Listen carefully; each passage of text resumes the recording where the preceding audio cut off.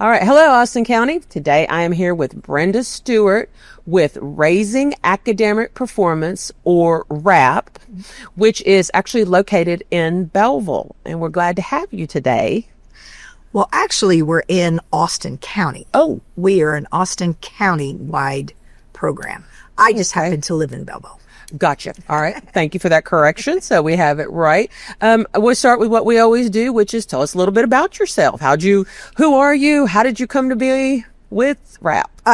Some friends of mine are RAP mentors and have been for many, many years. And they had gotten in some new students and they were just recruiting mentors. And I finally said yes. And so I've been mentoring for, probably every bit of 10 years now. And then finally, my husband decided he was going to mentor years later. And then about 3 years ago, I became the executive director of the board of directors. We have a board of 10. We meet in Sealy, but our board members are both from Bellville and Sealy. Okay. So truly Austin County. Yes, Austin County. All right. So when I first came across this, everybody who's watched the show knows that I'm a former teacher. So, of course, when it said education, my radar went up, ding, and I kind of started looking into it, but I'm going to let you tell us what exactly is RAP and what does it do to help the students kind of stay on track? And RAP is a one-on-one mentoring program. We team up trained mentors with students with like interest. When our mentors come to us, they tell us what age groups they like to work with. So that's where we start. We start with teaming them up with the age group that they wanted. And then we just go from there. We train them and it takes time. It takes time to build that relationship between that mentor and that student. Right. And that's good that you start with the common interest, because there's nothing worse than teaming up two people who are like, hi, I like flowers. Well, I don't like that. I like computers. And then you're like, okay, so what do we talk about? Yeah, we try to match up the personalities. And that's very good. Yeah. Because like you said, rapport can do more sometimes than anything. That whole, I see what you see and, kind of my heart speaks to your heart. But well, in this program, it can take some time. You can click with a student immediately. Oh, yeah. Or it can take years. Oh, yeah. Yeah, I can remember when I was teaching, there were some kids, it took to the end of the year for us to kind of, we were teacher and student and there was no conflict, but it's kind of like as we went to the year, we found a little groove where, okay, I know you have this issue or that, whatever, and I can work with you and you work with me. And so we have one mentor, she picked up her student when I think the 4th grade. And every year I contact the mentors because they sign up for a full 1 year, but they don't have to stay after that. So at the beginning of every school year, I'm contacting all the mentors and saying, hey, are you coming back? Well, this one lady, sweet as can be, she was very hesitant the first couple of years because she had a very shy student. And that was 4th and 5th grade. And so 6th grade year, I call her, or 7th grade year, I call her and I'm like, okay, you coming back again for this year? Right. She said, yes, she's finally talking to me. It's taken 3 years and we're finally talking to one another. So, it may take years for you to see what you can do. Right. You might see results immediately. You just never know. Yeah. All right. So, how did RAP get started? What inspired this great program? That's a story, and I wish I could remember all 6 of the ladies' names, but I know it was 6 ladies that probably were in the same bridge club or something, some community together. And they were approached by Wayne Alexander, who was our principal at the Sealy High School at that time, with an appeal because the dropout rate had gotten up to like 20%. Yeah. And he's like, what can we do here? So these ladies for 5 months visited other schools, researched other programs, and then came up with a program that would fit our rural small school atmosphere. And that was in 1995. So we've been around for a long time. Yeah. By 1996, they were a 501c3 official group. They started out with 26 students 119 mentors. And we've been staying pretty steady about that number all these years. So it's not a big program. It's not a great, big, huge program. I hope and pray to enlarge that. Okay. We almost come to a complete halt thanks to COVID, as everything did. Of course. And we have slowly over the years built it back up. We're up to 27 students now, between Bellville and Sealy. And, we have 26 mentors. My husband has 2 students. For somebody who didn't want to be in the program at all, he now has 2 students. That's usually the way it goes. And he loves them both to death. Of course. So where were we? About how it started. Oh, so that's how it started. So and that's where it started. It started at Bellville High School, and then it moved into the Bellville Junior High after that. And then Sealy got a hold of it and said, hey, come over here. And we started in the Sealy schools. We have had students in the West End area. We've had students in the Brazos school district, on the other side of Sealy. At this time right now, we are just in Sealy and Bellville. But I'm hoping to change that by next year. We're going to do a big push on educating what RAP program is again. Yeah, and I was going to say, this was your mission. I think it's a wonderful mission. Assist students at risk of dropping out, and that unfortunately is a very big issue because of. Well, that's the whole thing. That's a whole nother discussion for a whole nother podcast. But point is that you are looking for those people that will say, hey, and I've noticed, here we go wandering off into the weeds again, but I've noticed that your people that you get from mentors, which we'll be talking about, don't always have to be the best and brightest. They have to be people who are, hey kid, I was where you were. I stuck it out. You can do it too. Look, here I am. Yes. And if I had dropped out, where would I be now? Our biggest thing is mentors is role models. Right. You've got to be a role model. You've got to guide them in what they do. We do. Our main goal is to keep them in school, to get their grades up, and to get them to graduate. But I tell so many of my mentors, if you can do nothing else but teach your student manners. Yes, ma'am. No, ma'am. Yes. Manners. And how to communicate with an adult, how to talk to your teacher, your peers, then I'm going to say you're successful. Yes, we want them to graduate. Yes, we want them to pass all their grades. But we're a lot more than just academics. We help them guide through a lot of things. I was going to say, Greg, was it Jordan Peterson who said a parent's job is to make their child likable so that they can succeed? And that's kind of what this is, because if you are likable and you have a problem and you come and you say, hey, Bob, I'm having a problem. Can you help me? Is a big difference. And Bob's like, sure, you're a good guy, good girl, whatever. Let me help you, rather than, coming at them. And a lot of our students don't have that parent at home.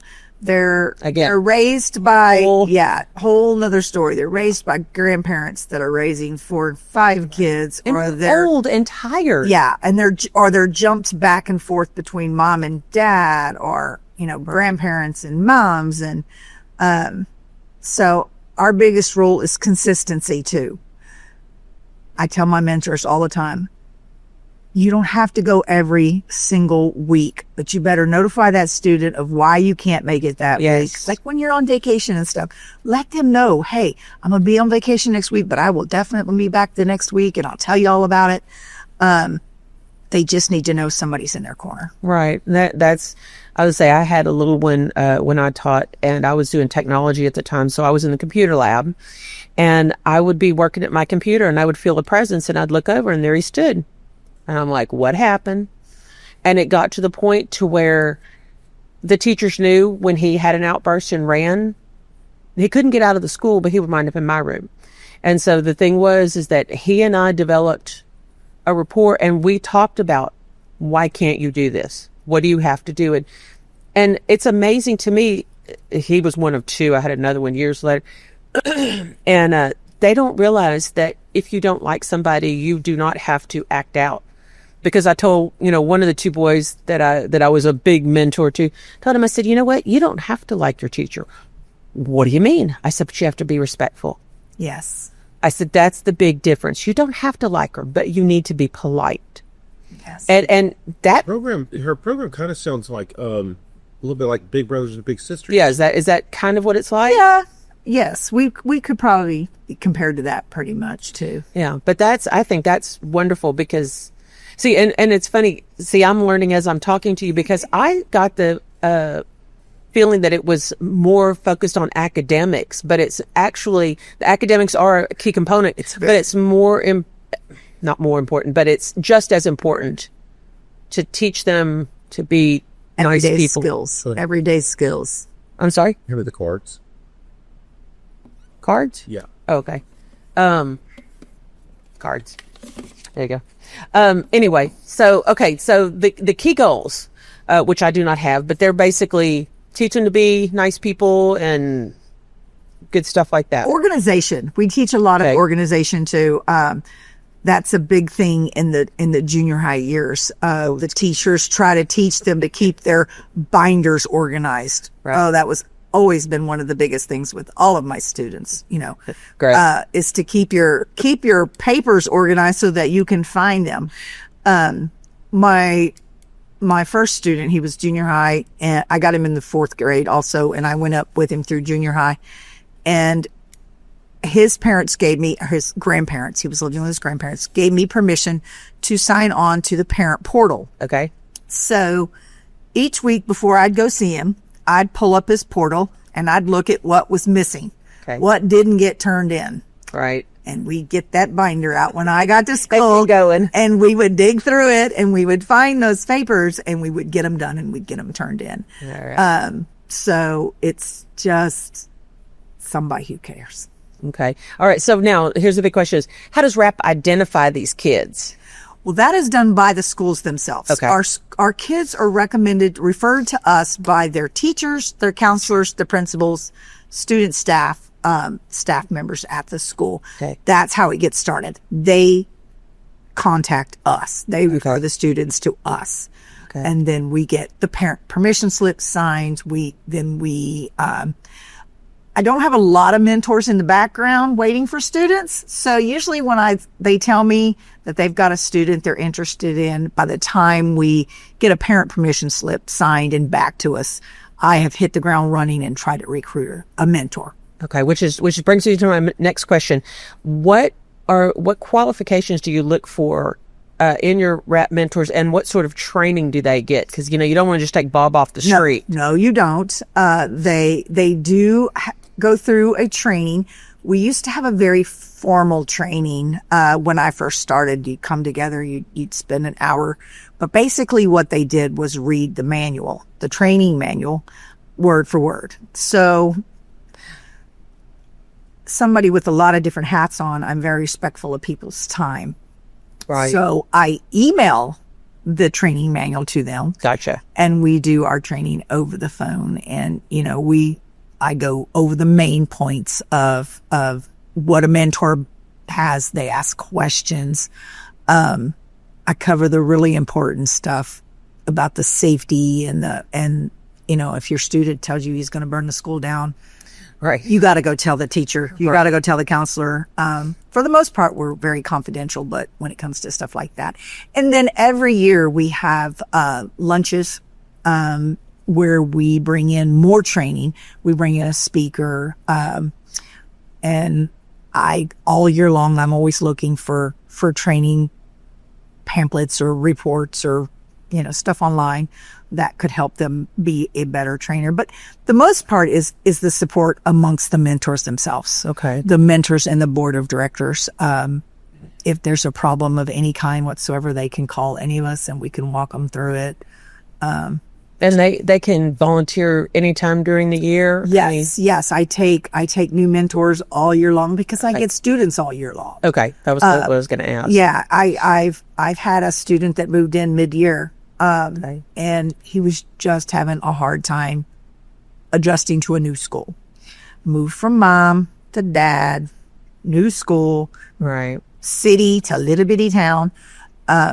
So we got started with him right away. Okay. So that's the thing is if you have somebody out here that's watching this, that's like, gee, that sounds like a great idea, but gosh, it's already April. It doesn't matter. Okay. Call me. Okay. You may not get a student right this minute, but Be trained and ready. Yes. Because Okay. I got into the habit of not pushing the schools for students because of my lack of mentors. Okay. I want a mentor that's ready to go when I get a student that's ready to go. Right. So yes. So you're kind of like your fire department. You're always on. I'm always on call. Okay. Ready to go.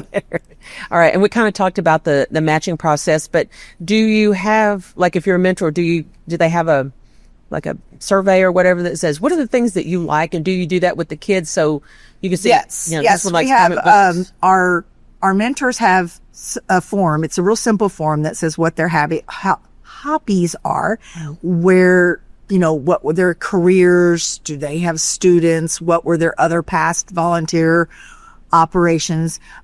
We check their references because that we do ask for references. So we call them, we check them. And we also, there is an online, that is required for Bellville and Sealy schools, a online background check. They have to agree to a That background was check. what I was going to ask too. Yes, they have to be background checked. Every year we have to redo the background check. That only makes sense. Yes. So Okay. the form, and then they sign a form that says, hey, I'll give it a year. Right. Most of the time they come back year after year.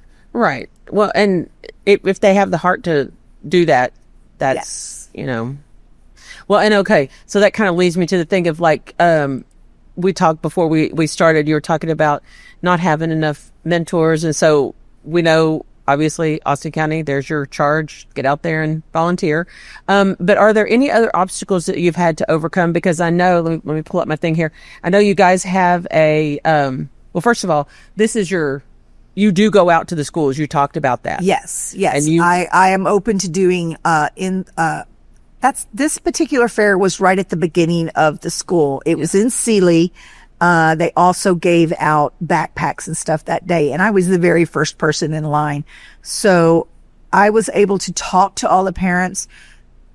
Parents can suggest to the teachers to get them in this program. Okay. But it is the referrals of the teachers and the counselors that come to us. But we can educate the parents that it is there, and educate parents that, hey, you know, we've got this program.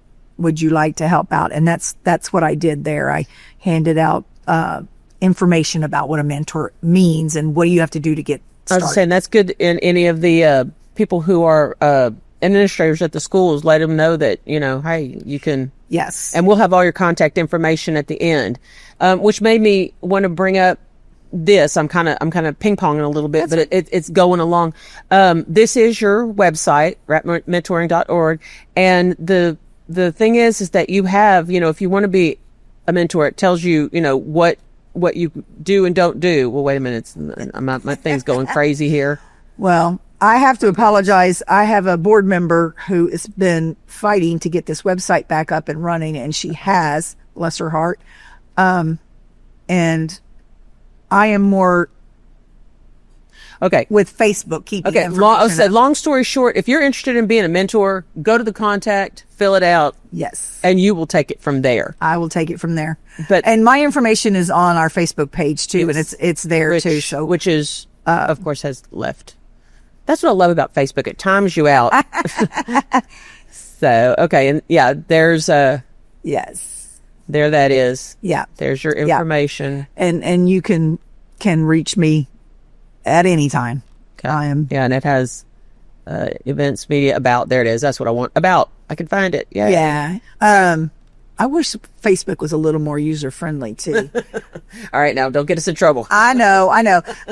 I'm learning it. I really am learning it. It takes me a little while. Okay. Well, where I was going with all of this was you talked about, first of all, you need more volunteers. And the second was, I know you have a big fundraising. Is that? Yes. Okay. So that segues into the next question is, how much does it cost to get into the program? And does it a cost to the parents? Is it a cost to the school? No, there is no cost to the school. There's no cost to the parents. Okay. Where we have to fundraise is we give out, our students get an automatic $1,000 scholarship for being in the program as long as they've been in the program for 4 years and have followed all the steps, which means met with their mentors, have tried to improve their grades, Right. And that type of stuff. So that's our main expense of the program. My small salary monthly is the only other overhead expense that we have. But we also like to be able to help with, we have given coats, we've given shoes, we've given school supplies. I was going to say, and that's what I saw here. It was where it was the kids, if they desperately needed a computer, Yes. you could see about. We haven't the had to programs. do that as much recently Yeah. now that the schools are giving out computers. Right. But before, in years past, yes, we would give computers. And that's what a lot of our graduating seniors will do with their $1,000 is Yes. they will buy a computer so that they can work. Yeah, in A college. lot of the younger ones are moving off into the online world of working. Right. And you've got to have that technology. Oh, yeah. Believe me, I know. And that's what I was going to say is that brings us back to your, okay, so that was your program obstacles. I'm sorry, here we go. See, I get all excited as I do this. Okay. So this is your, shoot for a cause. Yes. We had this scheduled for March the 3rd. The reason we had to move it up that early was because we had to change locations, and Okay. West Side, that was the first date that they had available.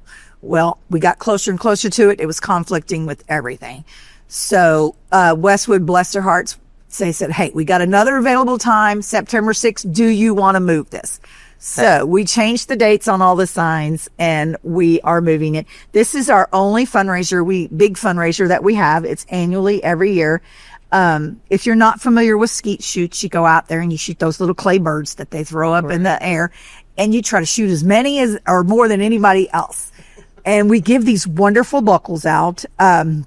That's from, that was 2019. 2019. But still, they're beautiful. They're beautiful. Every year we do a little bit of a different design, and I've gotten the buckles in already since we were supposed to do it in March, and they're gorgeous. And we give the high overall male, high over female, All right, high over team. Okay. Okay, this is my board members. Here, wait, let's see. Okay. Yeah, okay. And we jump around. Okay, he was our overall winner last year. Okay. And Michelle and Loma are both on the board. And then This is our overall, she was our overall youth and our overall female both. She won both of those titles. all right. And this is our overall team. So each, and we have anywhere from 6 to 15 teams. It just depends on what year it is. We have got to get up.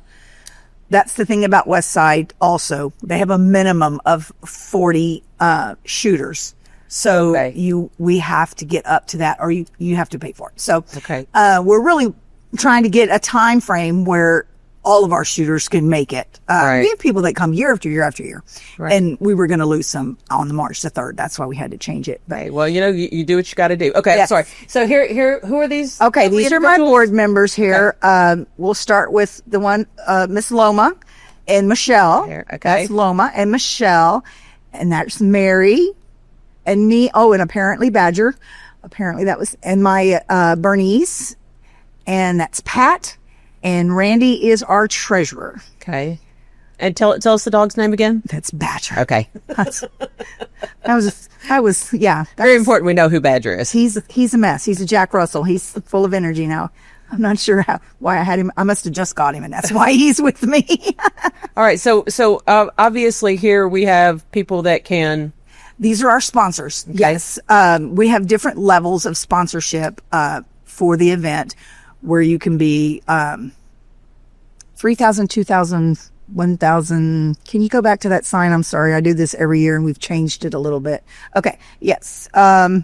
You can see the cost of the. Oh, here. Yes, up there. Here, your there we go. Event sponsors, 3,000, 2,000, 1,000, 750. And then we have a lot of wrap friend sponsors are 250. We have station sponsors that are 300. And those are going to get you signs around the event, around the, and the signs that you saw, we print those every year and we spread them around all over the event. It can be a 4-man team. Okay. Or you can come in as a single shooter too. Okay. And then we will match you up with other single shooters. And who knows, you might meet somebody, y'all might win the overall prize for somebody you just met. This particular year, we had a silent auction. We're not doing that as much anymore because we're trying to concentrate on the shoot itself. Okay.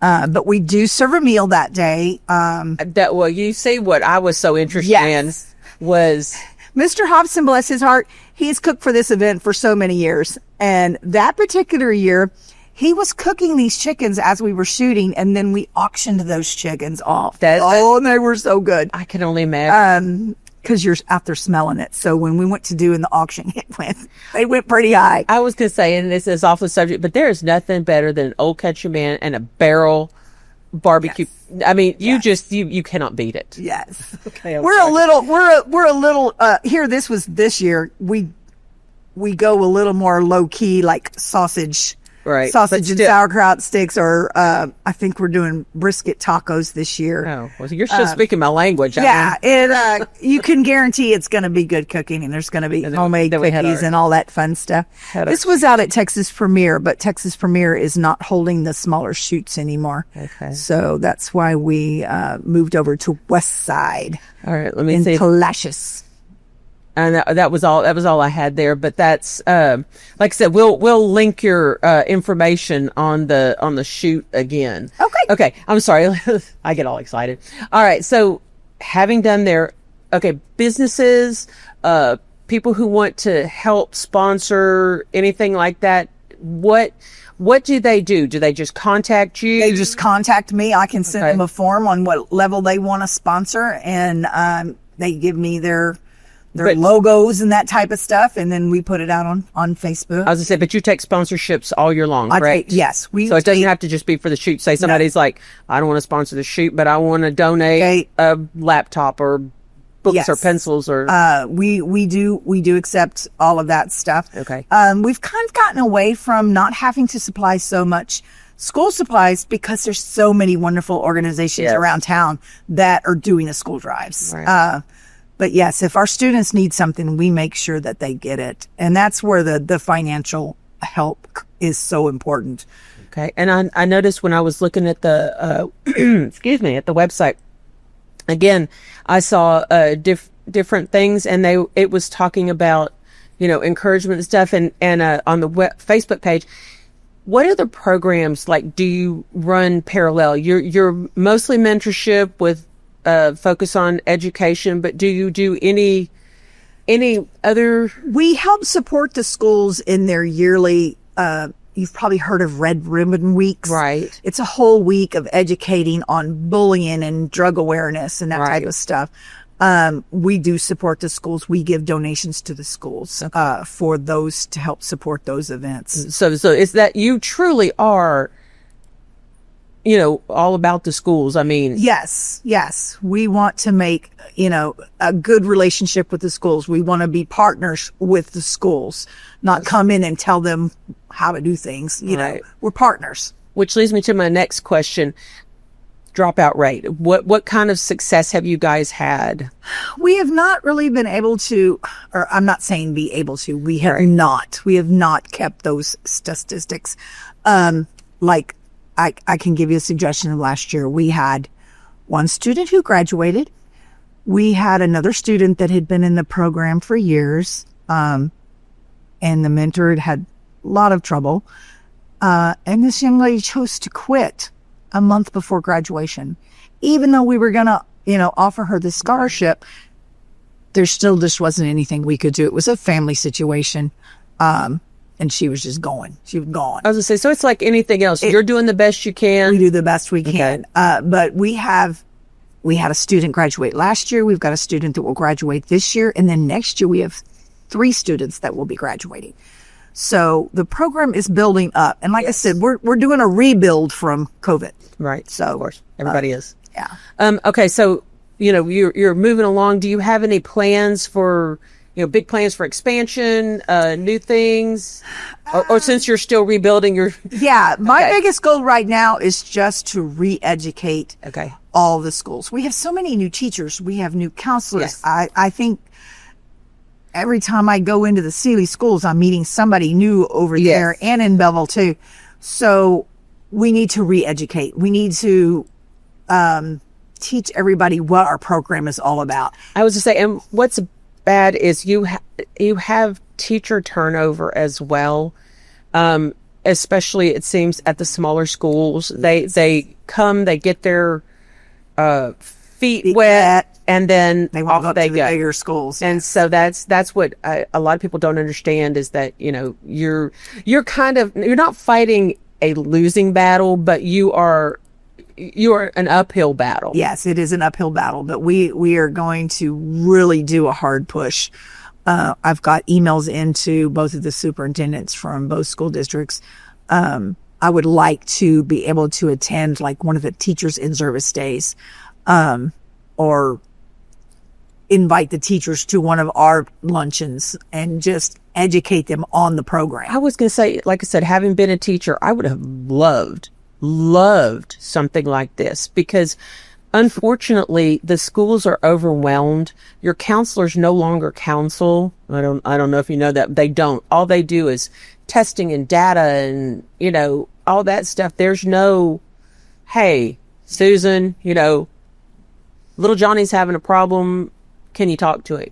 That doesn't happen. You might get a, hey, kid, what's going on? But there's no sit down and... We have only had 2 referrals this whole year. And as I have grades graduating, then I've got mentors that are taking some time off, which well-deserved time off. But if I let them sit out there too long without students, they're going to not want to come back to the program. Right. So I like to keep them as soon as their student graduates, give them a little time off, and then get them in with another student. Because you stay fresh that way. Yeah. But I need the students. Yeah. And I need the mentors.